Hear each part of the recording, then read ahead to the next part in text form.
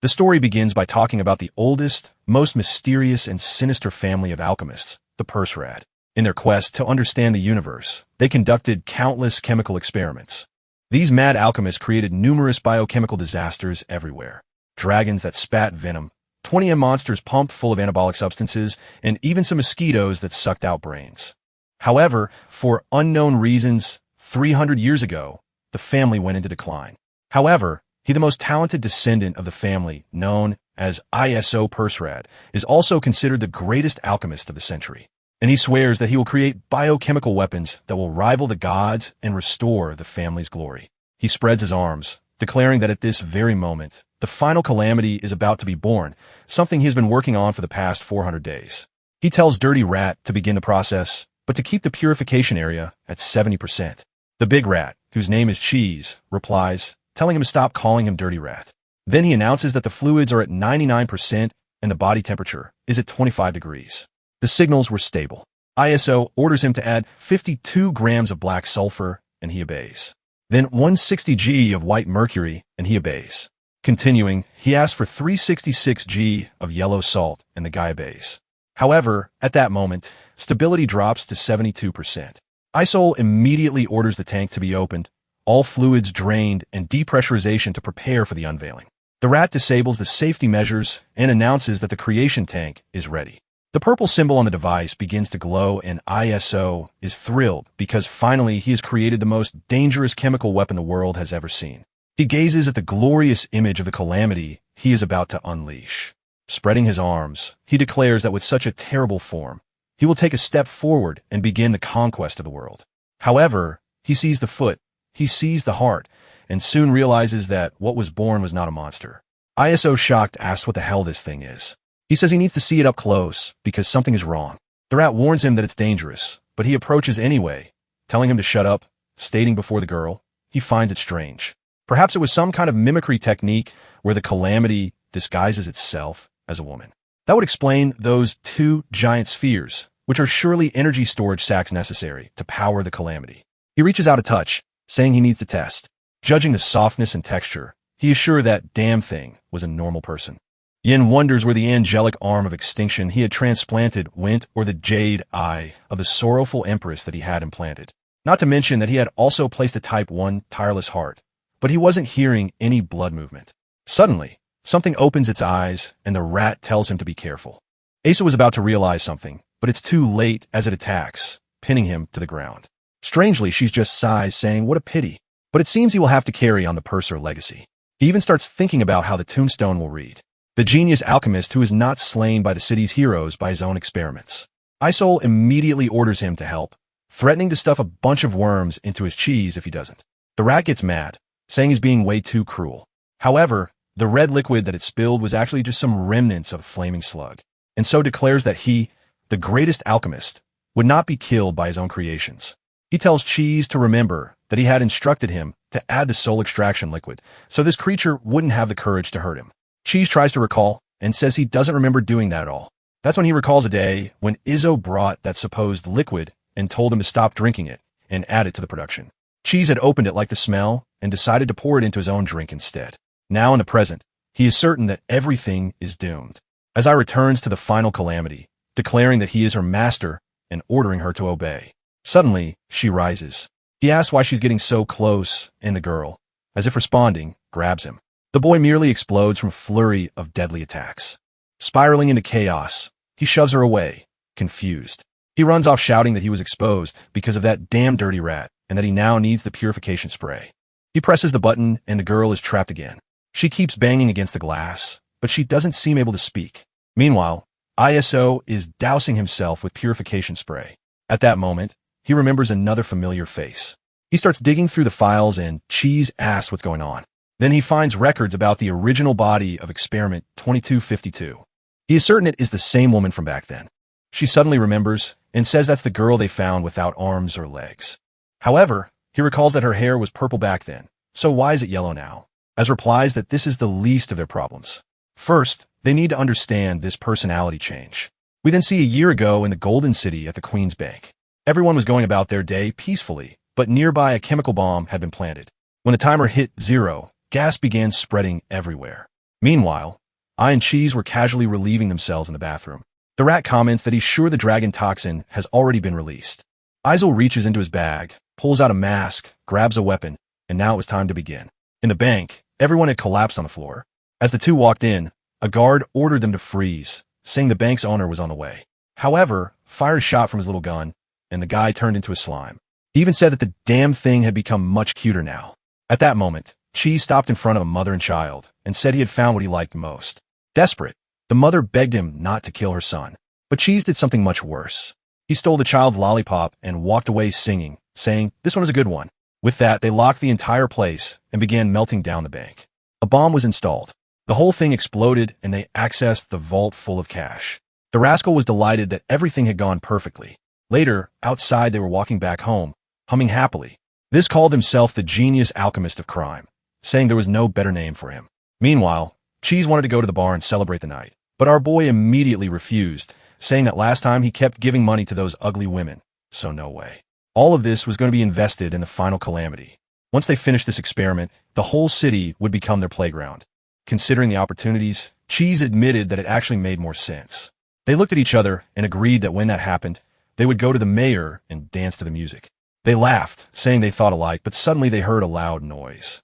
They immediately crouched down, and she said, "Someone must be following them." But Isao was sure it hadn't come from so close with smoke rising from his toy. There was a man named Homier who worked at the city security office, and he was chasing a girl who was completely worn out, collapsed on the ground. She scoffed that they were being underestimated. They had just robbed a bank, and this guy was chasing someone else. The brute said that indeed one unit from that group was strong enough to have killed 5 of his detectives, but what he really wanted was the target list the Hellhounds had sent her to eliminate. If she cooperated, maybe he would spare her life. That he laughed, saying he had forgotten that every member of her unit had their vocal cords cut, so they couldn't talk to anyone. Suddenly, she reached for something on her back, but her movement was quickly stopped. Homer smirked, calling her a very naughty girl for trying something in this situation. That's when he saw she was reaching for a teddy bear and wondered if she actually liked that thing. At that moment, she grabbed his pants and let out some distorted sounds, but he simply smacked her on the back of the head and slammed her back to the ground. Stepping on the poor girl, he sneered, saying that apparently this weird bear was more important to her. He tossed it near her face and delivered a final blow to the creature. Damn, what a cruel bastard. He then said that since she wouldn't give up the list at the very least, he would take her body to claim a reward. But that was when I appeared, clapping his hands, saying that he had finally found the so-called nemesis of criminals in this place. The old man pointed at him, asking who the hell he was. Then her boy introduced himself as the most cruel and wicked criminal in this city, as well as the greatest alchemist of all, is of the Baron. Apparently, he was hiding his family name. Cheese cleared his throat, and ISO quickly added that he almost forgot to introduce his right-hand man, Dr. Madrat. Cheese immediately corrected him, saying he wasn't ISO's subordinate since they were on equal footing in all of this. Besides, his title was Madman, Dr. Madman Rat. Esso pointed out that his name was now too niche because it had mad twice. But Cheese argued that when a word is repeated, it sounds way cooler. That's when Homer interrupted them, saying he wasn't here for some childish game and they'd better run back to their mommies. The protagonist scoffed, saying that apparently he was going to be underestimated once again. Both of them threw sacks of money on the ground, saying this was the result of their latest work. The old man saw the 2 piles and was immediately certain that these bastards were the ones who robbed the White Queen's bank. The 2 started acting like shellmen, telling him not to praise them so much. At that moment, Homer sighed and pulled out his gun, saying this was the first time he had encountered people so happy to be accused of something. He then aimed at them and warned that normally bullets were too expensive to waste on amateurs like them. But today, he would make an exception. ISO thanked him and said he was eager to witness the sharp shooting skills of the city's #1 marksman. He then wished him luck, but as soon as he pulled the trigger, the gun wouldn't fire. He felt the strange heat, and suddenly his entire arm started trembling. A wave of weakness hit him, and he stumbled forward. That's when he realized that inside the money bags was poison. ISO smirked, saying it was too late for him to notice. That gas would bring anyone down after inhaling it for 8 seconds, but he had already been breathing it in for over a minute. Homier then asked what the hell his goal was. Were they trying to save this woman? But Isaizo scoffed, saying he was a villain, as if he would ever do something as heroic as saving someone. Then he pulled out his little gun and said they despised the so-called heroes of the city. The guy turned into a green slime and scurried away immediately. She's laughed, saying they could finally head home and have some fun. That's when he noticed I standing there with the girl and asked what the hell he was doing. Is remained silent, just staring, saying he was curious to see how long she would last. She had lost an arm and a leg, and her wounds were already starting to rot. Homer hadn't gone easy on her either, and the poor thing didn't have a single intact rib left. He pulled out a siren and muttered that he detected several toxins in her blood. It was a miracle she was even alive, which was precisely why he was so curious to see what was so special about this woman. But she scoffed, saying that regardless, she wouldn't survive much longer, so they should just head back already. Not to mention, there was no way he was actually thinking about saving someone. Is responded that it was truly impossible. He was the most wicked person in the Golden City. Saving someone would be an insult. He grabbed his cloak, and Cheese admitted he was afraid that for a moment, ISA really wanted to save that girl.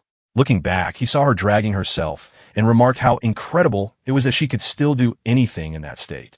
However, he decided to forget all of this. After all, there were countless people rotting away in this place. A thunderclap echoed, and rain began to pour in that very alley. As the two walked away, they spoke of how the sins of the city would be washed away and everything would be forgotten. The poor girl was left behind, staring at her destroyed teddy bear. She crawled once more, feeling a brief joy as she pulled it into her arms. With that, she lost consciousness and drifted away. Or maybe not, because Ezo came back, didn't he, folks? The scene then shifted to the nightmare nest in the operations room. She's asked if understood what they were doing there. ISA replied that they were performing an operation, to which the big rat countered that what they were really doing was saving someone's life. He asked since when his friend had started this nonsense of saving people and forgotten their goal. ISO insisted that he had never forgotten. The goal was to become the worst villain of all and to restore the lost honor and glory of the ancient Perserid family. However, for this plan to work, they needed a biological weapon known as the Final Calamity. And a body that could accept this calamity needed countless negative emotions: pain, despair, rage, and sorrow. But the most difficult condition was that this weapon needed to have a sliver of kindness. The experiments kept failing because they never found someone who fulfilled that last condition. That was why they needed this woman. She met all the requirements. She said he understood, but she was far too injured and could die at any moment. Esso said that was exactly why they would begin the Final Calamity immediately. He ordered the rat to prepare the cocoon of despair as they were about to start. That was when they used the arms of a blazing angel, an emerald eye from the sorrowful empress, and an infinite unstoppable heart from a modified model. All of this would be used to create the cocoon of despair. With that, he declared it was time to begin the first miracle. Back in the present, he pressed her image against the glass and confirmed that the resemblance was undeniable. She's asked what they should do. It stated that tomorrow they would begin testing. His friend asked what they would do if she turned out to be a failure. ISO answered that they would dispose of her. He didn't keep failures by his side. A place filled with masks, notes, maps, and a poster of a very healthy-look girl. That was Izo's room. He was sleeping peacefully until he remembered the precise blow he had taken. That made him roll over in bed, wondering why he couldn't sleep. He seemed confused about everything and decided that even though this place was incredibly secure, it wouldn't hurt to check on things. He reached the core and saw that she was still there. At least now he could relax. However, he soon noticed that she seemed to be trembling. That was when he wondered if the great Final Calamity was afraid of sleeping alone at night. He turned away, saying it didn't matter to him. She was just the result of an experiment, probably defective anyway. However, he stopped again, remembering her attack and her sadness. Sighing, he gave in and opened the chamber, telling the Final Calamity to hurry up since he would take her somewhere better to sleep. Obviously, she lit up with happiness, blushing. They walked through the Level 7 observation room for high-risk creatures. There was a high-risk experiment there known as the Wild Dragon. It growled that once it was free, it would swallow as a whole. There was also a creature called the Abyssal, which warned that the moment it escaped, it would torment his mind forever. His house smirked, saying that those two were the friendliest around, which was why he was leaving her right there between them. The girl looked a bit confused, but he was already walking away, saying he would go back to sleep while the monsters yelled at him. Back in his room, he sat on the bed, mumbling that at least now the Final Calamity wasn't alone. Finally, he could sleep peacefully. Meanwhile, the Wild Dragon turned to the Abyssal, asking why. There was a human girl placed between them among powerful creatures. The Abyssal admitted it had no idea, but it saw that Isaizo had called her the Final Calamity. The dragon burst into laughter, saying it was impossible for such a tiny human to be the so-called Final Calamity. The Abyssal laughed as well, saying it was probably just another one of Izo's countless failures.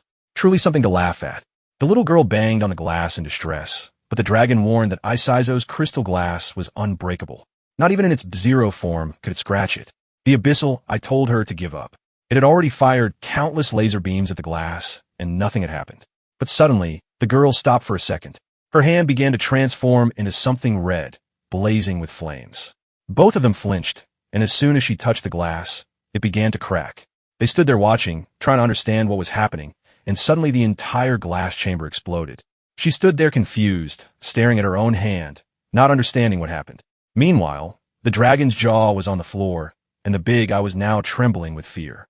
The dragon immediately knelt, apologizing, saying that he now deeply respected his big sis, but all he wanted was for her to help him escape from there. The abyssal, I said the same thing, swearing that from now on, he would serve her if she helped him break free. While all of this was happening, ISA was sleeping peacefully, and Cheese had drunk himself into unconsciousness. That was when the facility's alarm blared. Faster than firefighters getting dressed, the big rat asked what was going on and why it was a level 4 alarm. Haiso explained that this signal only triggered when at least 3 barriers had been destroyed. Inside the elevator, he stated that the ones who had escaped were the dragon and the abyssal eye. However, something else had also escaped from room 203, which was strange because he was sure that room had been empty. Immediately, Theo pulled out his tablet, saying he needed to see this for himself. That was when he saw the final calamity destroying all the glass. Instead of being worried, he cheered, celebrating that she had activated the arm he had transplanted. Meanwhile, she wanted to know why the girl who was supposed to be in another room had ended up there. They arrived at the high-risk experiment area. Both of them stepped into the room where the dragon and the abyssal eye were wreaking havoc. Is asked if the two had had enough fun already. I think the creatures suddenly tucked their tentacles between their legs. The dragon, however, stepped forward, snarling that he had found the bastard who had imprisoned him for so long. It was time to pay the price for that. But Cheese pulled out a gun and fired a shot toward the dragon. A yellow mist spread in the air, and the creature immediately asked what that was. Isolo smirked, saying it was a grenade filled with over 200 dragon spider eggs. And, as a dragon, he should know exactly what that meant. The beast shuddered, admitting that those damn spider creatures were a subspecies of dragons. They could infest and feed on other beings, and anyone infected by them would die. Izzo praised him, saying, at least he was intelligent. However, while this happened, the abyssal eye took advantage of the distraction, charging up a blast, ready to evaporate them both in that instant. But Isaizo knew the abyssal eye's weakness. The more energy it accumulated, the more exposed its eye became. The flashbang exploded right in front of the creature, making it crash to the ground, blinded. It groaned in agony, screaming that the bastard wanted to blind him forever. ISO then asked if the two of them were going to keep making a mess or if they were ready to go back to their cages. However, the dragon declared that they wouldn't give up, not now that they had Big Sis on their side. The abyssal eye agrees, saying she could melt the glass of this place, so Isel had no chance against her. Isto frowned and asked who this Big Sis was supposed to be. The two creatures immediately bowed, and the girl stepped forward between them. Now he knew exactly who they were talking about, and if she had really lost control, things would get difficult. The dragon grinned, saying it had been a long time since he had seen Izzo make that kind of fearful face. Then he leaned toward the girl and whispered that Isaizo was a cruel man. He had trapped all the creatures in this place and treated them like lab rats. The final experiment continued advancing with a powerful presence, striking fear into everyone. She's urged ISO to activate the emergency protocol immediately. However, ISO revealed that unfortunately there was no way to guarantee 100% security against the final calamity. Suddenly, in a quick movement, she leaped toward them. ISA flinched as she tackled him to the ground. The massive dragon laughed, saying he couldn't wait to see ISO beg for mercy before he got infested with eggs. If it took too long to answer, Big Sis would take his life. However, that was when he noticed something strange. She wasn't attacking him. She was doing that cool move again. He scowled, asking what the hell she was doing to him. He tried to push her away and asked if she was done yet. She tried to climb onto him again, but he sighed and said he understood what she wanted. She didn't want to sleep in this place. She wanted to go somewhere else. She pushed against him again, and he scolded her for acting like a dog. The wild dragon called out to her, telling her to use that move again, the one that had shattered the glass. Isel then realized why she had suddenly activated that power. They returned to the elevator, but she kept pressing all the buttons, making a mess. Meanwhile, the wild dragon was strapped into a reflective containment suit, yelling at Yuzo to come back and remove it before everyone in the area started laughing at him. At the Abyssal Eyes chamber, Isaizo had left a bunch of onions. Then, we saw a baby 9-headed hydra.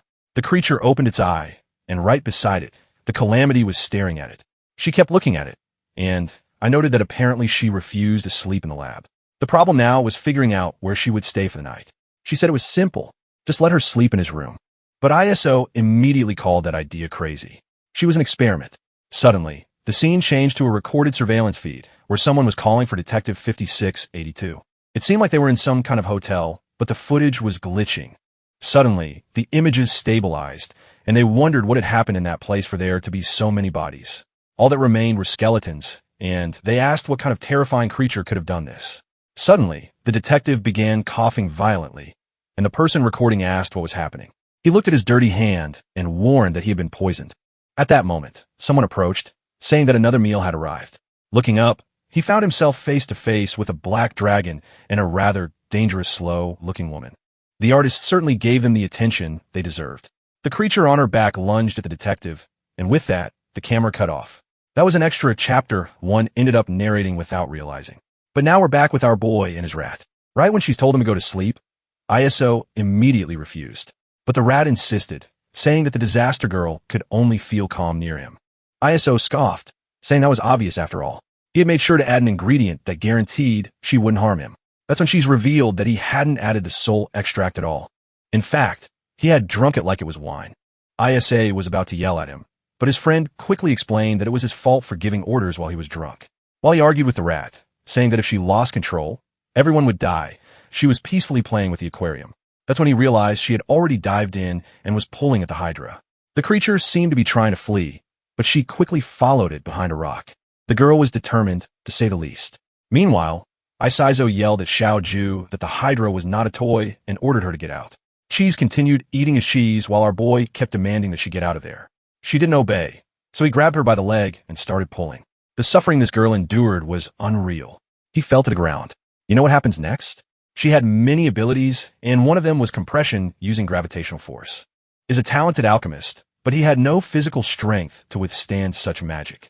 Meanwhile, Cheese was laughing at his misery. With the bruise forming on his face, ISO commanded that disaster never entered Shoju's tank again. She started walking away, saying Isaizo could keep looking after the disaster girl. ISO wanted to argue, but the big cat told him to calm down. The girl was very gentle and delicate. Just don't let her go into berserker mode, where the consequences would be unimaginable. The protagonist found the whole idea of her being a gentle girl ridiculous. After all, she was nothing more than an experiment. However, just then, she sneezed. Turning around, he saw her with a pained expression. With that, the poor alchemist realized he would have to make this sick girl take a bath. Sometime later in the bathroom, he used a scanner to check if she had any kind of virus inside her. However, even after scanning 3 times, the device couldn't detect anything. He was in disbelief that he would have to let one of his experiments use the bathroom. He told her to hurry up and bathe while he left. But the apocalypse girl looked confused, and he immediately understood why. He pointed at the door, saying he was going that way, then pointed at her, telling her to just obey that. After signaling the action, he told her to step in and be done with it. She thanked him, saying she understood, but then she obeyed immediately. He jumped in shock. However, with his eyes closed, he started wondering why he was even embarrassed. He was agreed. But as he opened his eyes confidently, that confidence lasted for only a second before he collapsed to the floor unconscious. Sometime later, he was holding his shower head, nose pinched shut. Frustrated that she was causing so much trouble, he was even having to help with this. He applied to shampoo and warned her not to open her eyes, or she would go blind, and that wouldn't be his responsibility. Then he told her to turn around and sprayed water on her face to rinse the soap off. Watching her expression, he couldn't help but think that this biological creature made of carbon had done an excellent job of deceiving him. He shut off the water, told her to drive herself, and said he was leaving. And he warned her that this was the last time he would help. She had learned now, so he wouldn't be taking care of her anymore. However, he stepped right into his tragic fate, did a full flip, and fell straight into the water. The poor guy even hit his head and groaned in pain. At that moment, he regretted not just taking her to the machine room and blasting her with a water gun instead. She looked a bit confused, but tried to help him up. That's when she entered, saying he had found the collar of revolt, which would stop her from attacking. But then he saw the scene. Without another word, he turned and left, saying that it looked like the two of them had already worked things out. He slammed the door shut, only to open it again, telling Ezo that if he planned on doing anything, he better wear a protective suit. With that, a bar of soap came flying at him, and he was gone. Standing outside, Cheese muttered that it was amazing. For all of Izzo's brilliance as an alchemist, he had absolutely no experience. He looked at a picture on the wall and told Master to rest in peace. He would take care of the boy. A little while later, he stepped in to help with the experiment. He grabbed a hair, plugged it in, and started drying her off. However, upon seeing the shape of the device, she suddenly remembered the countless blasts she had suffered in her past life. He was speaking with his eyes closed, saying that her hair was still wet, but when he opened them, she was gone. He wondered where she had run off to, then noticed her trembling behind the curtain. Having no idea why she was reacting like that, he pulled back the curtain and told her to come on. It was getting late, but she was curled up in the corner, and he had no clue what had scared her so much. After considering what he had done, he realized it might have been the hairdryer. Thinking back to how Homer had taken her down in that alley, it made sense that she would have trauma with objects of a similar shape. He let out a sigh, muttering that without a doubt, she was an incredible hassle. She was still trembling, so he stopped and called for the disaster girl. As soon as she turned, he pulled out the hairdryer. She flinched again, covered her head, and curled up. Then he pressed the button, and a gentle breeze began to blow. Slowly, she opened one eye and found herself staring at him, pointing the hairdryer at his own face, letting the wind blast him. Her terrified expression shifted into a small giggle. Sometime later, she was drying her own hair and having fun. But 20 minutes passed, and she was still enjoying herself. That's when he realized he should have let her stay scared of the damn thing. 30 minutes later, he yanked it from her hands, telling her that enough was enough. Her hair was more than dry. She seemed like she wanted to play with it more, but he warned her that acting all cutesy wouldn't work. He locked it in a drawer, turned the key, and told her to go to sleep already. The poor girl was still sitting there clueless. She didn't even know how to talk. Meanwhile, Isaizo knew the real problem was just beginning. Where the hell was he supposed to make this weirdo sleep? First of all, there was no way she was sleeping in his bed. That was an unbreakable rule for any true alchemist. However, the moment he looked back, she was already curled up, sleeping peacefully on his bed. He pulled her off, scolding her for breaking his rules. Some time passed, and now he was lying on his bed while she sat on the floor pouting.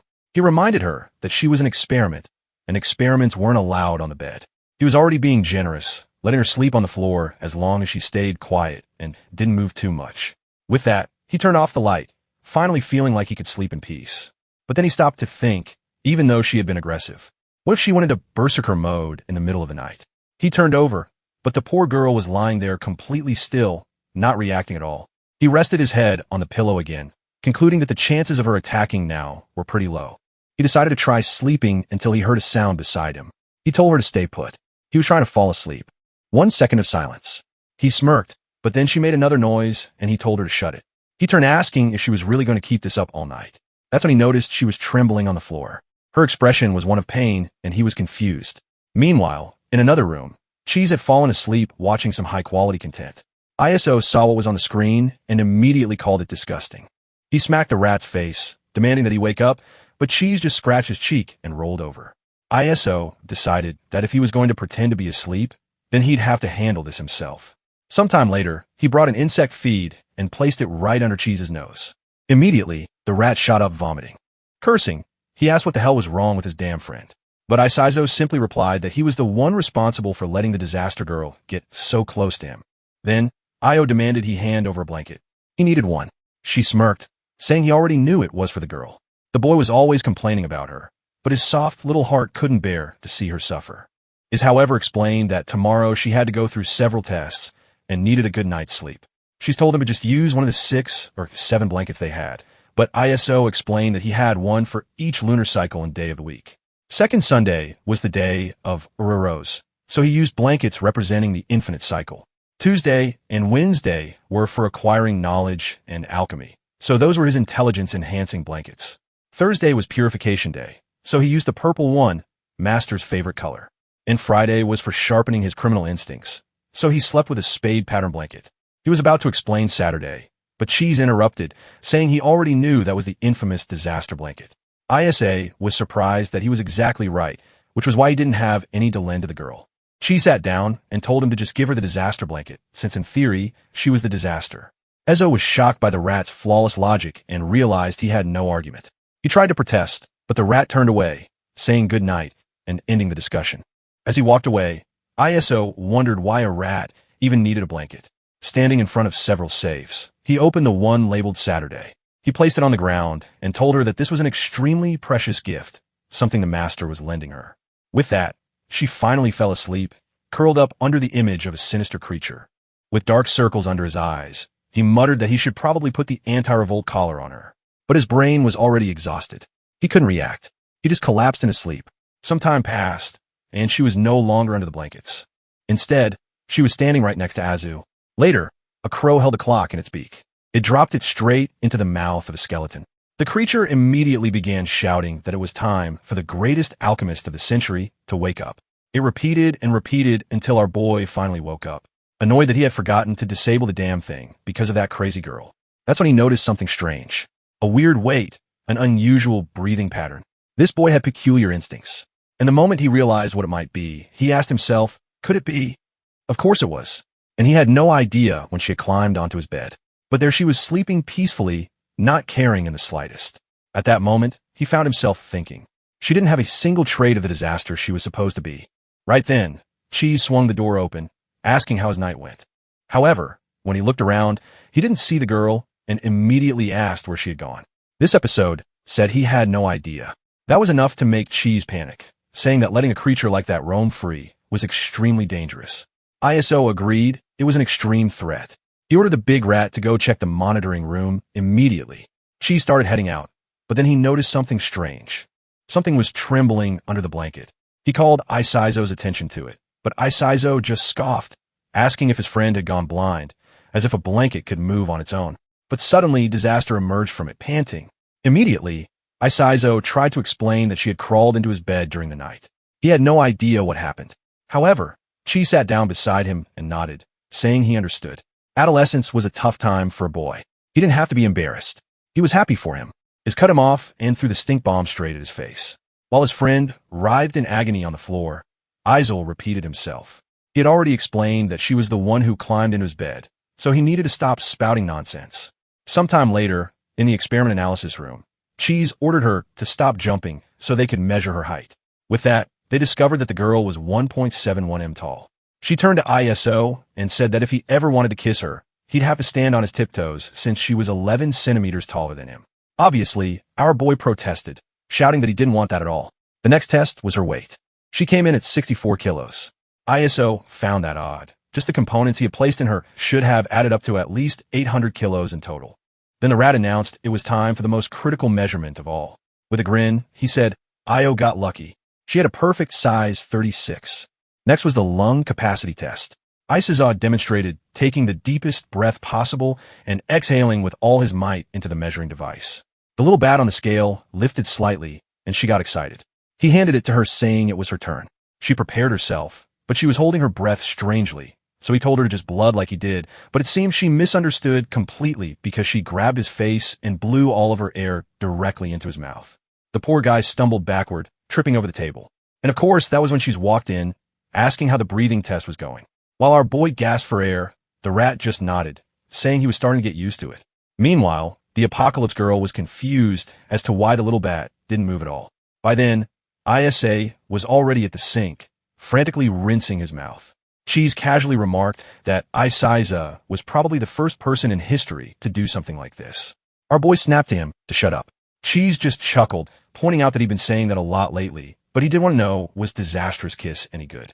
Right then, Ezo splashed water straight at him. The rat just laughed, saying didn't even need the mask. He had tested her dozens of times. She didn't have any viruses. Next was a flexibility test, which showed that she was within normal human limits. Then came the lower body strength test. Again, she had normal levels of strength. Even a hand grip test showed standard results. ISO commented that considering all this, she was literally just an ordinary person.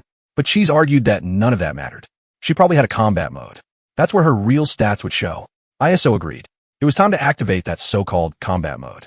Cheese asked how, and ISO responded. They just had to put her against the krillest, most evil experiment they had. The scene shifted to a highly dangerous girl sitting inside a cage. She had even made a tiny doll of Izzo, saying she missed him. But Cheese immediately protested. This was too risky. Throwing anyone into a fight with Test Subject Zero was pure madness. They needed to do things gradually. The first opponent should be something weak like a rabbit. However, Izzo grabbed a tiny rat and asked if this wasn't the weakest creature they had. She snatched it away, declaring that in this facility, they never use rodents for experiments.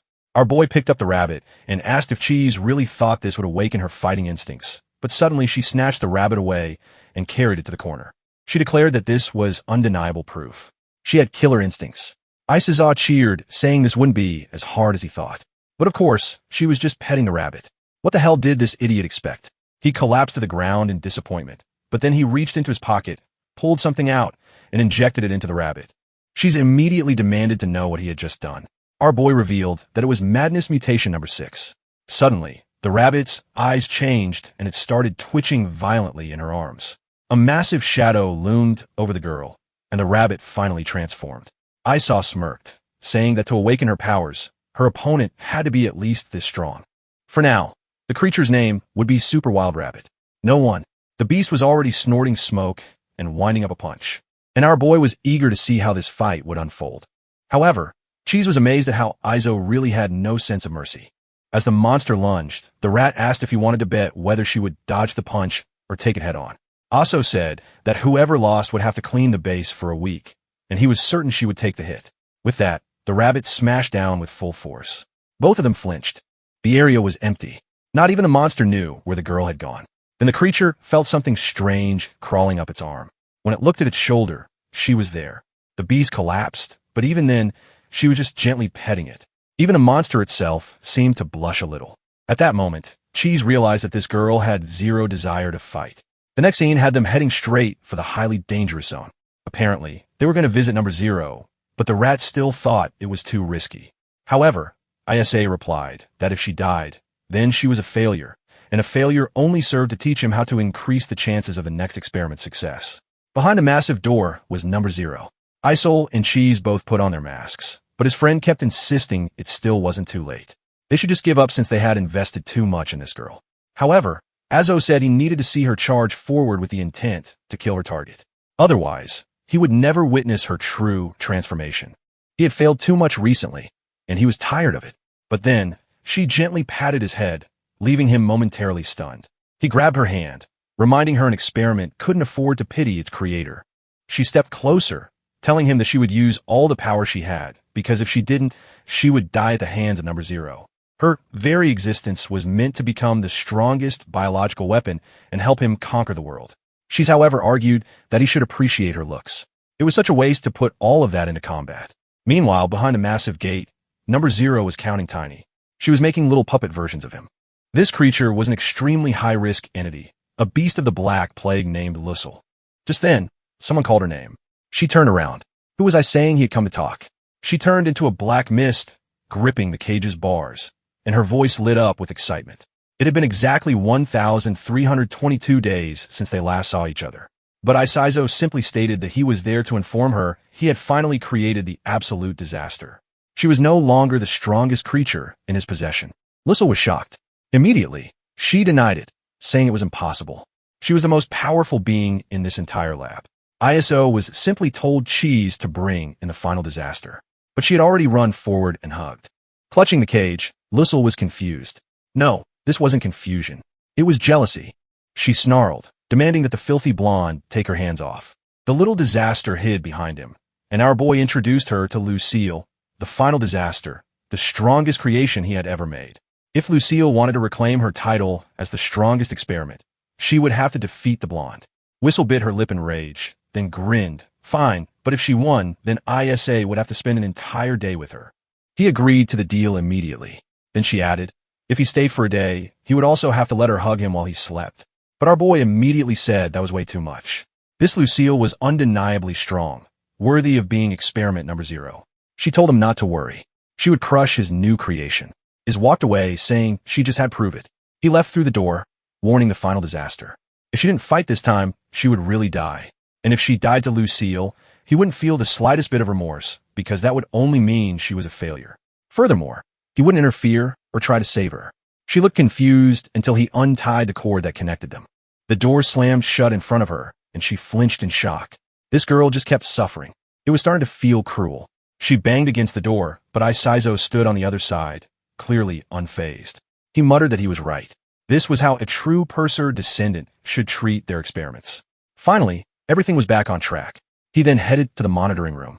She's asked about the conversation, but ISO just ordered him to release Lussel. The rat was irritated, but still pressed the button. The cage began to rise, and Lussel stretched her limbs, saying it had been far too long since she could properly move. The room was filled with cameras, and she immediately looked at one, telling them both to prepare for themselves. They were about to witness an incredible spectacle. She immediately handed ISO a bag of chips, saying this was going to be a good one. But Isaizo grumbled he was getting sick of everything tasting like cheese. The rat got offended, saying that he never used to complain about this before. Then he assured him if Lucille actually went for the kill, the collar would activate, cutting off Disaster's powers. It was time for another bet. Who would win this fight? The rat bet on Lucille. If he won, he wanted control of the TV remote for a week. Eso bet on the final Disaster because if she didn't win, she would die. Inside the chamber, Lucille told her to stop banging on the door. It was impossible to open. Then she started wondering what was up with this girl. She didn't have the slightest desire to fight, but she activated her powers anyway, saying it didn't matter. Once she finished her off, she would have all to herself. At that moment, she said things were getting dangerous. Lucille was advancing, and the Disaster girl hadn't reacted at all. Lucille reached out, preparing to absorb her as her next nutrient. But suddenly, something grabbed her arm. It was the little blonde Disaster. Lucille had no idea how she moved so fast. Immediately, the two boys grew excited. Finally, she was entering combat mode. They high-fived, thrilled that things were finally getting serious. But then, the little blonde simply started walking. Lucille was confused. What was she trying to do? Then she pointed at the door, and that was when both of them realized she was asking Lucille to help her break it open. Obviously, experiment number 0 was furious at that ridiculous request, but the little blonde just smiled and nodded. That was exactly what she wanted. At that moment, the monster started laughing and went completely insane. She turned to the camera, addressing little Isaizo, saying that this last creation of his was nothing but an idiot. She grabbed the girl's arm and said she would show her the easiest way out of this room. Lucille's poison began to spread. She mourned that the Black Plague virus would turn her into a pile of bones in no time. The blonde collapsed to the ground while Luca laughed, saying it was far too easy to defeat the so-called Disaster experiment. She then grabbed her by the face and told her to always remember. Little ISO belonged to her. On the final Disaster's body panel, red alerts filled the screen. She was warned that the virus was spreading at an extreme rate, compromising both her organs and her entire bloodstream. So said that was impossible since the blood they used for her was completely immune to any type of virus. But there she was on the ground, clearly and severely infected. Lucille sat there laughing, saying this wasn't even fun. She shouted at him to stop this immediately, but Isaizo told him to calm down. He explained that only 30% of her blood, 42% of her organs, and 38% of her nerves were infected, meaning nothing lethal. He was certain that the moment she reached the brink of death, her powers would activate. However, Lucille was stomping on the girl's head. Calling out to ISO, she asked if this was all he had to offer. While the blonde couldn't say anything, Lucille taunted her. Where was that burst of energy she had when she begged for help to open the door? She shouted at him to stop once again because the virus had already spread to 70% of her body. But Isaizo replied that she had a mechanical heart which was impossible to infect. Besides, the virus hadn't reached her brain. Lucille scoffed, saying that it seemed like I didn't care about the girl at all. And if that was the case, that it was time to end this. The virus seemed to intensify, spreading throughout her entire body. The blonde began to float, and Lucille smirked, saying she would now begin absorption. Biting into her cheek, she noted that for such a flawed experiment, she actually tasted pretty good. The plague beast then sank her teeth into the girl's stomach, saying that now the real feast would begin. She has urgently announced that he was activating the collar. 90% of that experiment's body had already been compromised, but just as he was about to press the button, Aso grabbed his hand. The rat asked what he was doing, but the boy insisted. The time hadn't come yet. She thought his friend had lost his mind. Did he seriously want to watch Lucille devour the experiment? But Isao was snapped to him to shut up. You're just a stupid rat. You only care about her because she's pretty. You've never been this involved with the other experiments. You can't forget the true goal of the Purser family. Both Lucille and the girl were just tools for the real ambition. But then a trembling voice called out, Master. The screen was flashing with alerts, and he saw that the request had come from the girl. Cheese was shocked to see that the Disaster had spoken, asking if I had taught her anything. He replied that maybe, just a little lesson the night before. A little earlier, when she tried to climb onto his bed, he had kicked her off, warning her that experiments didn't sleep with him. But when he glanced at her, she looked shaken and sad. So he cleared his throat and sighed. If she called him master, he would make an exception, letting her lie there for 30 minutes. Even though her vocal cords had been removed in the past, the new body he created obviously had no injuries. However, even as she tried, nothing came out. That's when he realized the truth. She had vocal cords, but she had forgotten how to speak. He leaned down and told her to repeat after him. He exaggerated the mouth movements, slowly, forming the word master, person. She watched intently, but still couldn't say anything. The boy was cruel. He wondered how someone could be so slow. She tried again, but all it came out was a tiny squeak. He covered his face, realizing that apparently there was no helping it. He turned away, telling her to just go to sleep already. But after returning to her blanket, she kept trying over and over to repeat the movements he had shown her until just as she was about to fall asleep. For the first time, she whispered, "Master." Back in the battle, she was calling out for her master. But Lucille scoffed, saying her pleas were pointless. She was nothing but a failure to him. And now it was time for her to be devoured. But right then, Lucille's collar activated and she collapsed to the ground. A thermal discharge coursed through her body and she couldn't move. She called out for Isel. Obviously, he was the one who had pressed the button. Is nonchalantly admitted that Cheese was right. It would be too risky to lose the implants they had placed in her. She immediately asked if he only pressed it because his creation had called him master. He scoffed. Of course not. I would never do something like that. Now I was going to retrieve this useless tool. She wanted to follow, but Isaizo stopped him. Not necessary. Lying motionless on the ground, the final disaster remained still.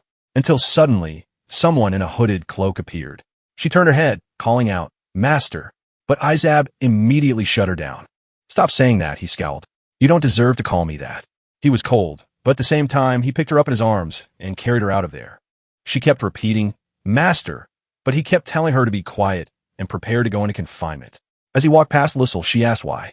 In all the other experiments, he had sent her to fight. When they were on the brink of death, he never interfered. So why did he save this girl who was inferior to her every way, whether in physical strength, combat power, or intelligence?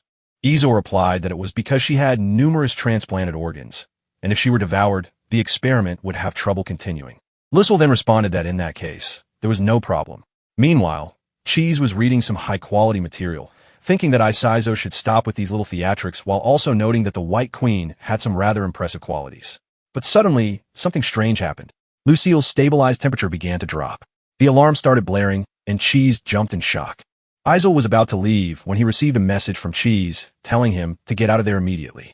Our boy asked why he was so scared, and Cheese warned that Lucille's suppression collar had broken. He froze as he turned around. It was already too late. She was right next to him. Lucille sighed, saying it was a shame. But this time, the collar wasn't going to work. As a good alchemist, he should know that viruses sometimes adapt to what they are exposed to. For over 1,000 days, she had repeatedly activated its effect.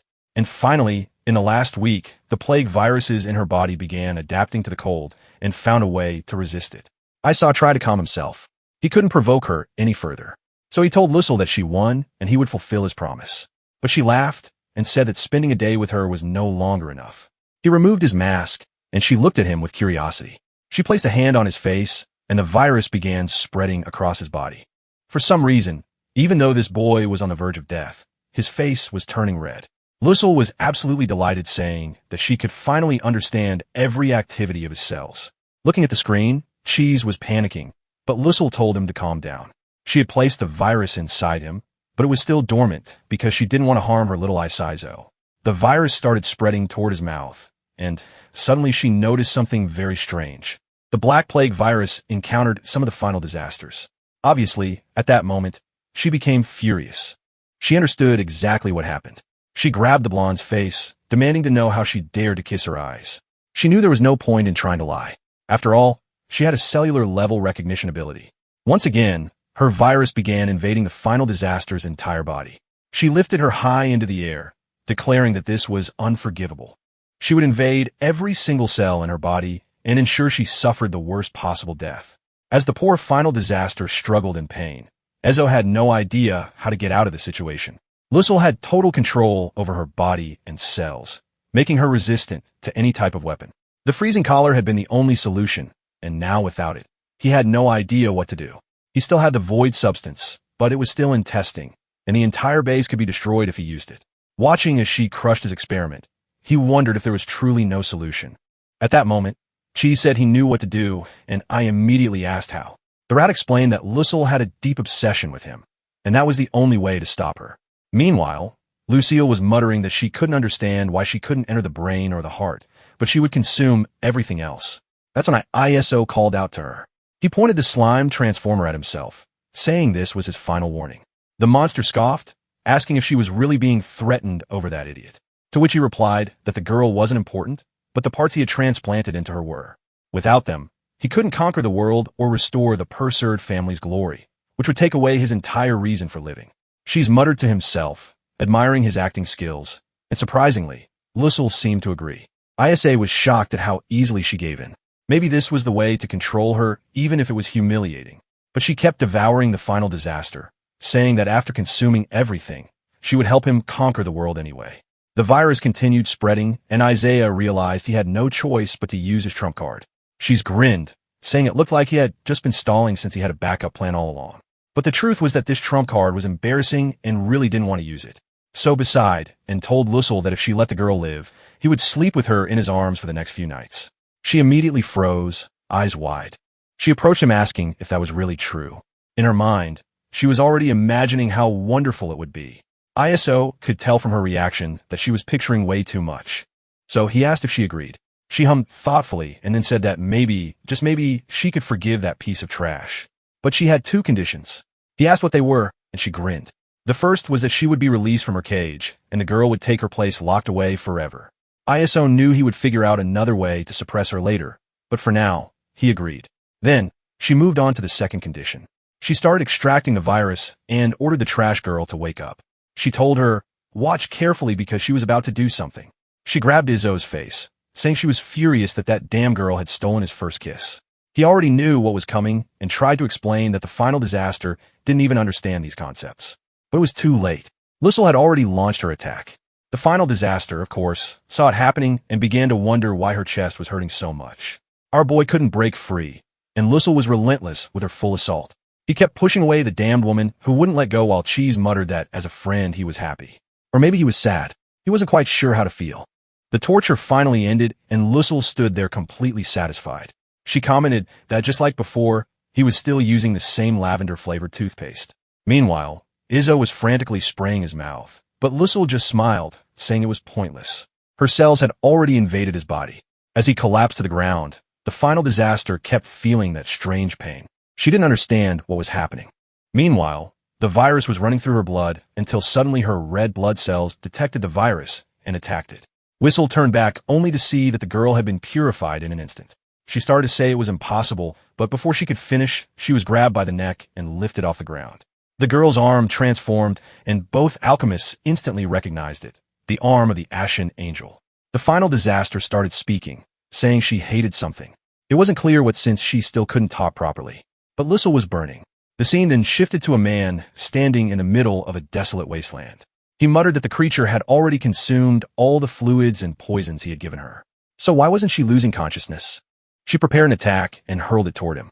He lowered his head, saying it didn't matter. Katsha had managed to escape the island, and that was enough. But then out of nowhere, a towering woman with purple and GT, telling him to stop sacrificing himself without permission. A barrier materialized, blocking the attack, and he called her name. The blow was neutralized, and a moment later, she cooped his face, telling him. From now on, he wasn't allowed to abandon her like that. He leaned in closer about to kiss her, but instead he got stomped in the face, and the woman coldly stated that the kiss scene wouldn't be shown because she didn't want to see his disgusting tongue. Apparently, all of this was a movie recording, and if you're confused, so am I. I'm just following along, and it seems like this is part of the story, so we're not lost. It turns out the phoenix in the scene was real. They were even feeding her shells to eat.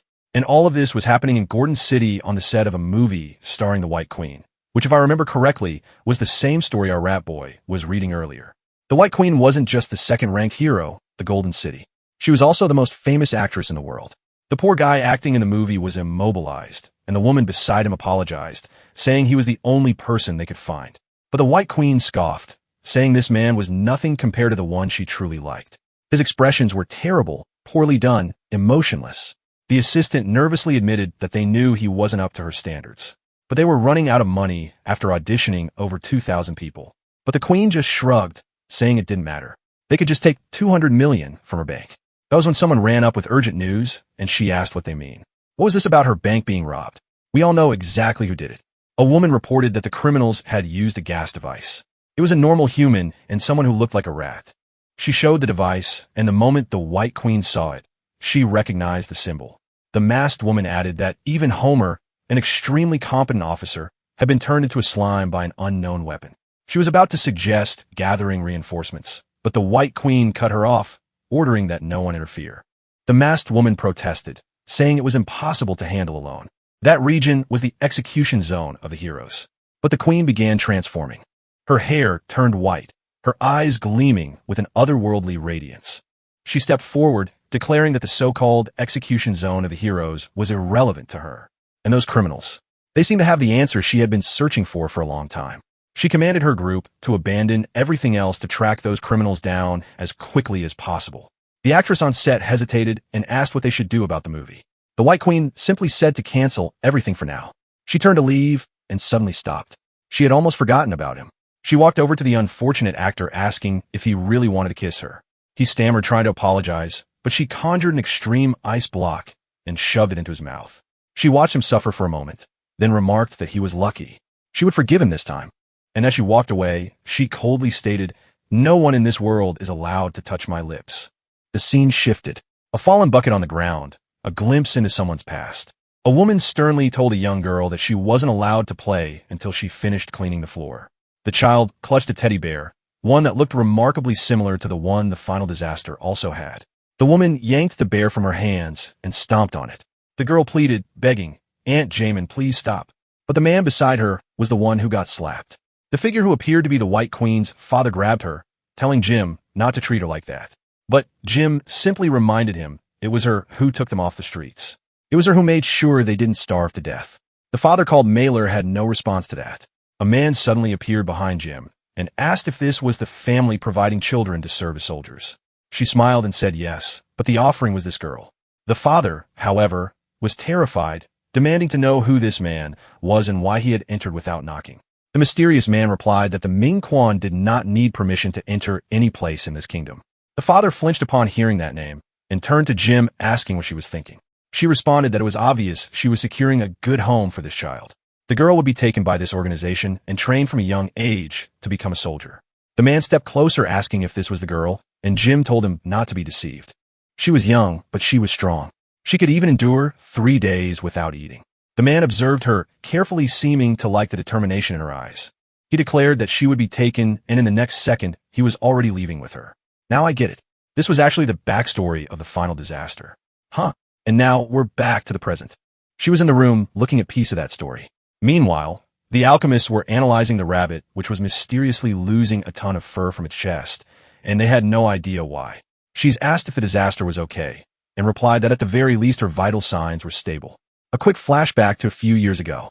A girl was using healing magic channeling power into the leader of the underworld hounds known as the Hunting Master. The man from the earlier story, called Doberman, introduced himself to the master, who asked about the assassination.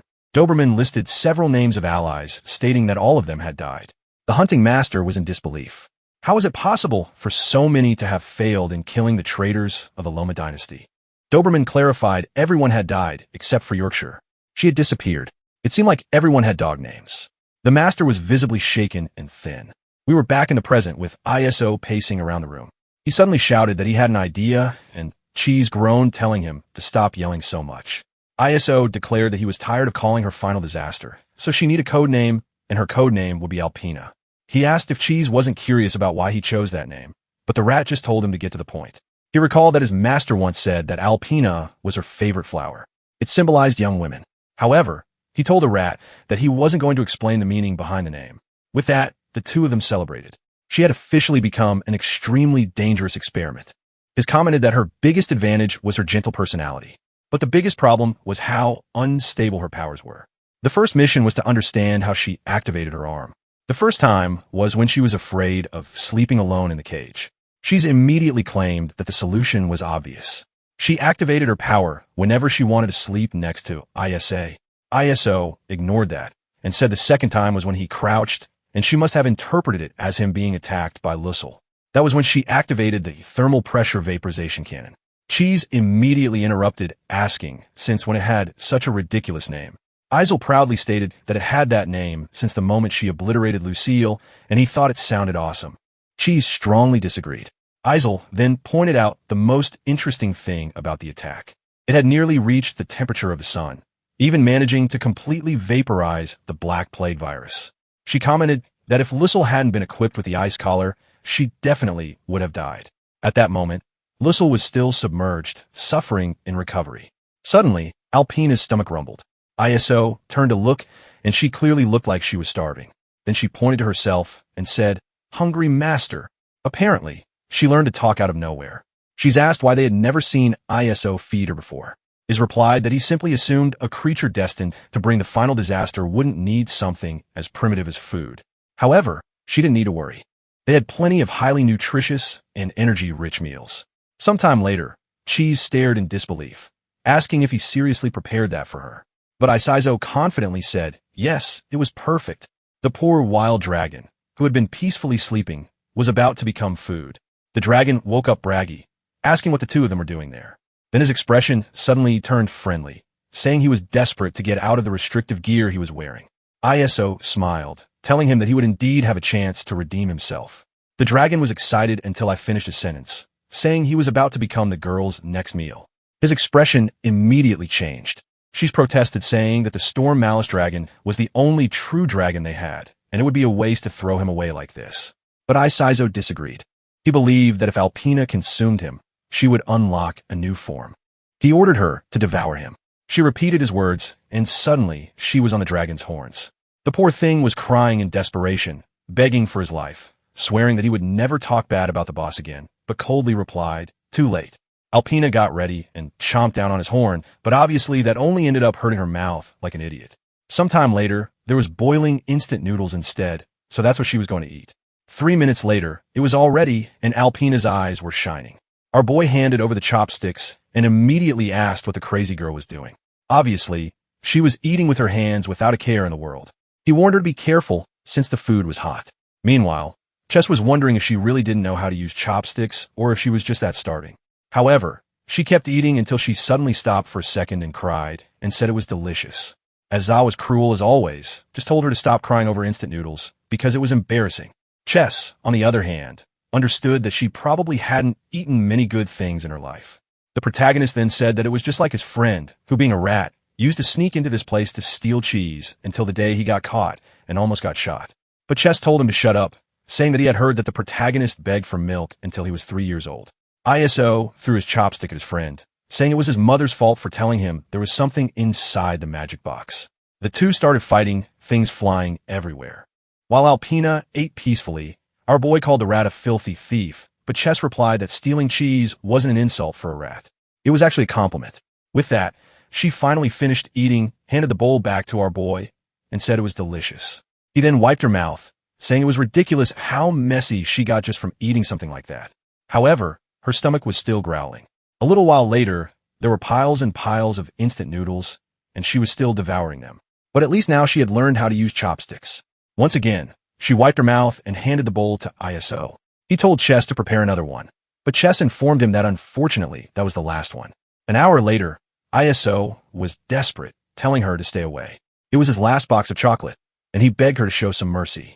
Meanwhile, he wondered why she was acting like this now with chocolate when she had been normal with instant noodles.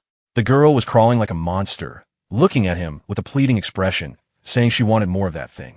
Seeing himself cornered, Esso had no choice. He immediately opened the wafers and started eating. His mouth was full, but man, she came for the theft. The poor guy had no options left, and now you might think this girl is going too far. Let the guy eat his wafers in peace. A while later, he was lying on the ground, completely done. But the hunger wasn't over. At that moment, Chess got scared. He was already standing in front of his cheese shelf, prepared to defend it with his life. This was the secret stash she had worked hard for years to build. However, Alpinia crouched down and started sniffing. She immediately realized she was on the ground, placed her hand down, and activated her angel arm. The moment the big rat looked up, the ceiling was melting. He jumped back, screaming that they were doomed. And at that moment, she dived in. As soon as she stood up, he pointed his weapon at her and warned that stealing Izzo's sweets was one thing, but this cheese was sacred. But in just 1 second, she was already in his face with the angel arm, touched the weapon, and snatched it from him. The poor guy had no way to hold on to it, as the heat almost burned his little hands. The moment he looked ahead, the entire weapon had already melted into nothing. The poor guy collapsed to the ground, knowing the end was near. She grabbed the first box and started eating his cheese. A few seconds later, all of them were empty on the floor. Meanwhile, the big rat lay on the ground, saying this was truly the final disaster. Meanwhile, in the monster prison, the Abyssal I asked the dragon if he was okay since he had heard that he was supposed to be fed to disaster. However, the dragon said they gave up on that plan since he was a very strong dragon with an extremely resistant body. He was about to show that his horn was the strongest part, but at that exact moment, the thing completely shattered. He screamed of despair, saying that his most majestic part was gone. A little while later, the final disaster was back, locked up where she had been created. ISO said that after countless tests, it had been proven that she had zero resistance when it came to sweets, especially chocolate. As soon as she tasted it, she would enter a hunger frenzy where nothing would survive, even going so far as to use her angel arm. At that moment, he turned around and asked why his friend wasn't saying anything. The big rat was foaming at the mouth, saying that she had eaten 400 blocks of the most expensive cheese in existence. His vintage collection was over 140 years old, and that was why this perverse experiment needed to be punished in the most severe way possible. He prepared a saw, saying that first he would start by cutting her into at least 1,200 pieces. Ezo, however, simply commented that she was still cute. Then the rat said he would wash her eyes with the two coolest fluids they possessed. Again, Aso said she was still cute, but the rat insisted that she deserved to be bitten by the brain-sucking mosquito. Yet again, ISO said she was cute. Finally, the rat said that at the very least, she needed a few smacks to learn her lesson. Even though I had been saying she was cute, he was actually thinking that she really did need to be punished. Otherwise, they would never get to eat any more delicious food in this place. Later, he asked if she was ready for a punishment and for a cruel alchemist. I expected something a lot more chemical, to be honest. He thought that since she had such a childish mind, that the best form of punishment was still to cause pain. With that, he delivered the first attack, and the poor girl cried out in pain. While she was being struck without mercy, he told her that this was for being greedy and eating all the chocolates and all that cheese. Sometime later, the girl really got sucked and was now crying desperately. Iza told Chess that this would teach her not to repeat the same mistake. The rat agreed, but said the real problem now was that they had nothing left to eat in this base except for experimental food. The protagonist's stomach growled and he agreed, saying that they hadn't even had dinner yet. With that, she got beaten up again. Then the rat mentioned another big problem. When they went out to buy or do something, were they just going to leave her alone in the base? Esso said that was impossible because she would destroy everything while they were gone. Looking down at the poor girl, he said he had no choice but to take her along. Sometime later, he was putting on his vest, and the rat was fastening his belt. He adjusted the buckle, threw on his cape, packed his poisons, and it was time to go hunt for food. Meanwhile, Alpinia just stood there staring at the two of them. They taught her to raise her arm and strike some poses to look cool the next time something like this happened. Then, Isaizo ordered the activation of the Matrix teleportation, targeting the Beacon District. The teleportation circle was gigantic, and the three of them were right in the middle of it. She grabbed Ezo's hand, making him wonder how weird it was or how much her personality fluctuated. With that, Chess started counting to 3 and then covered her eyes. The teleportation activated and an alchemy circle appeared in another part of the city. With that, our boy emerged, spreading his arms and welcoming them to the paradise of crime, the Golden City. They were standing on top of the city's lighthouse when the 32 teleportation points. So said that out of all the places, this one was still his favorite since he could see everything from above. Disaster took a look and was impressed. Meanwhile, the big rat asked if they were heading straight for the megastore, but the boy replied that for now, they would stop by a clothing store because the girl looked peculiar. They would go down Camilla Avenue, where there was definitely something perfect for her. The rat, however, pointed out that that place only had expensive clothes, and on top of that, their bank money was already running low, to which Izo responded that that was exactly why they would also use this opportunity to scout for their next heist. He told the girl to hold his hand, and as soon as she did, he jumped off the lighthouse with her. Mid-fall, he activated anti-gravity alchemy. The symbol on his neck glowed, and she slowly opened her eyes until she realized they were floating. Our boy led the way while the big rat said that as soon as they landed, he wanted at least one hot dog. The scene then shifted to a part of the city known as Amberlit. In the middle of a fountain stood a golden statue of a woman. Alchemy Girl was fascinated while Azo wondered why the rat was taking so long just to buy a hot dog. Then he noticed a little boy standing in front of him, saying that his little sister was climbing really high. Our boy laughed, thinking that was impossible. There were way too many people patrolling that area. That's when he realized the boy had said, "Little sister." He looked to the side, and sure enough, as she was climbing the statue from below, he shouted for her to get down immediately, but she just sat on the statue's head and waved at her master. Meanwhile, the rat was arguing with the hot dog vendor, saying that he had told the guy 1,000 times not to put anything sour on his hot dog. He took a bite and celebrated, saying, It took a while, but finally had the perfect taste. Then he remembered ISO. At that moment, he saw two policemen walking by and pointing up. Noticing the crowd gathering around the statue, he wondered how it was possible for him to disappear for just 10 seconds and for all this to happen. The officer grabbed a megaphone, saying that the Camella statue was extremely important, so she needed to come down immediately. But the girl just shook her head, signaling no. The rat knew that climbing that statue without authorization was a serious crime in the City of Heroes. He put on his sunglasses, knowing he had to act fast. First, he was going to flee and leave his partners behind, because that's how a villain survives. Meanwhile, Isaizo threw a flashbang in the air which exploded in front of the statue and everyone around it. As he did, he muttered to himself that he would never take that woman out of the lab again. The police officers were then all taken down by the big rat using his tail to wield a knife. He ordered ISO to grab the girl because at that moment he was going to act like a hero, but our boy replied that he saw very well that the rat had just tried to escape alone. One of the officers started to regain consciousness, but as soon as he tried to stand up, he tripped over his own uniform and face-planted onto the ground. Apparently, the trio had escaped with ease and were already in another part of the city. However, our boy was exhausted, saying that one day this idea was going to get them all killed. That's when someone nearby told them to get their filthy hands off and move away from the store. The employee beside him said that the Golden Legacy was extremely important and couldn't be tainted by people like them. But Isaizo just asked Chess what they were going to do about this guy, complaining that they were dirty. The rat immediately started licking himself, having fun with it. That's when the shopkeeper threatened to find someone to take care of the two of them until Chess stuck a bango to his saliva, and the guy was horrified. He kept making a sequence of money, and ISO asked what they were going to do now, and that the money they were supposed to pay for the mess was all stuck together. The moment the guy changed his attitude, he said that a little cell level was nothing considering what great customers they were. He happily went to peel the money off with ease. From inside, ISO waved him goodbye. A little while later, he asked the young master what kind of clothing he was looking for. Our boy said it wasn't for him, but for the girl. The seller approached Disaster and asked what such a distinguished young lady was looking for. She looked back with her finger up the mannequin's nose and giggled. The guy was stunned by how beautiful she was thinking. He had never seen such perfection. He hadn't really noticed it when she was outside, but now he could tell she was truly different. Watching Isaizo ordering her around, he started thinking that this poor goddess was being enslaved by that weirdo. That's when ISO told him to hurry up and bring the best dresses they had. She would try them on one by one. With that, the women brought a whole bunch of them and immediately took the girl away as she called out for her master. He just told her not to make a mess. It was a simple outfit change. He sat down and the guy served him some tea, but our boy said he wasn't in the mood for that. He called out to the filthy rat and told him to hand over the soda he had seen in hiding. Chess handed it over, but told him to quit nagging. He was busy looking for a cool hat. 20 minutes passed, and ISA wondered why it was taking so long. One of the women called for help, saying that it wasn't easy to dress this girl. When he pulled back the curtain, she was there trembling. He then told her to stop making a fuss because he was right outside. With that, the women continued helping her while she kept calling out for her master. To which he responded from outside, he was right there.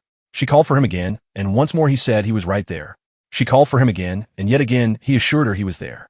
Then she stepped out wearing a crimson evening gown that cost $159,000. Esso thought to himself that she actually looked good in it.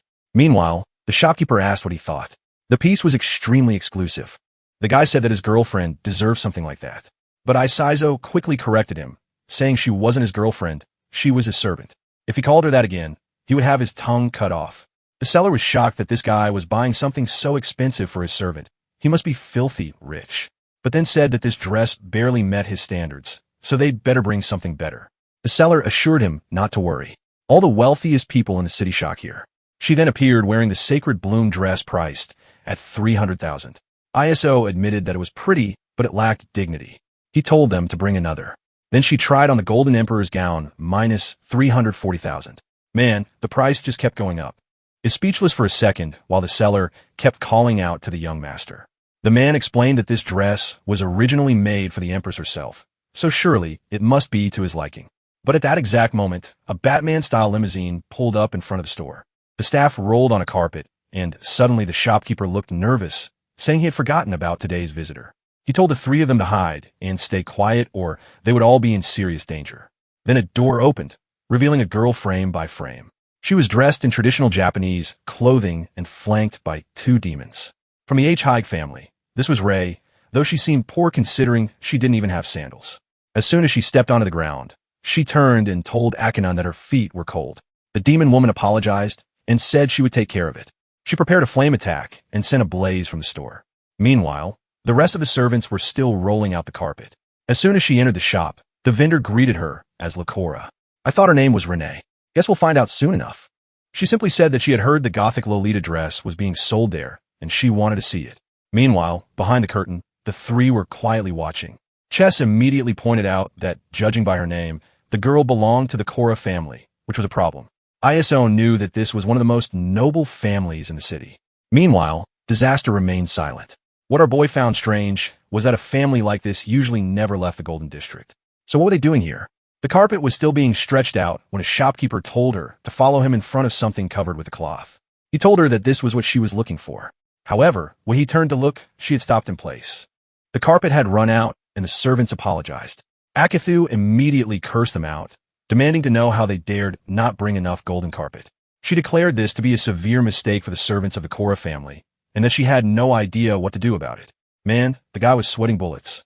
He had already drawn his blade, as if they were about to put an end to their suffering. The two of them screamed that they would make the sacrifice of the heart. But before they could, their blades disintegrated. The other servant, named Shinku, had activated the Buddha's forgiveness technique. One of the servants thanked him, but was immediately struck in the back, causing both of them to collapse in agony. There they lay, unmoving as Shink told her to proceed in peace. Man, was all this really necessary? The girl walked over them like they were stepping stones. Chess even asked if every noble in the center was really this arrogant. But Isaizo was smiling, saying that this was a great opportunity. His friend wanted to know what he meant, and he said it was obvious. The perfect chance to pull off a kidnapping, someone who was supposed to be in the Golden Zone. The rat, however, said that killing heroes sounded way less dangerous than kidnapping a member of one of the most powerful families. ISO insisted, saying that this was how they were going to reclaim the glory that the Perserid family once had. But Chas was still scared, pointing out that this entire city was built by the families of these people, so there was no doubt they would be hunted down until death. Meanwhile, Renee continued stepping over her servants until she was face to face with the dress. The shopkeeper said he was about to present a true work of art and pulled off a cloth. At the same time, Isa was teasing his friend, saying he was turning into a coward. That was when they both heard a scream. The so-called Gothic Lolita address was completely destroyed, or maybe it just had a very peculiar design. The shopkeeper collapsed to the floor while Renee demanded to know if this was truly the dress that the magical scissors had prepared for her. Akadingu had already drawn her blade, and Shinku declared that this time not even Buddha would be able to save them. Iso turned to his friend and asked if this was his doing. Chess apologized, saying that the shopkeeper had been really annoying. So, he decided to have a little fun with something that seemed expensive. Meanwhile, Alpina was trying to say that she also wanted to see what was going on. However, since she didn't know how to walk in heels, she ended up tripping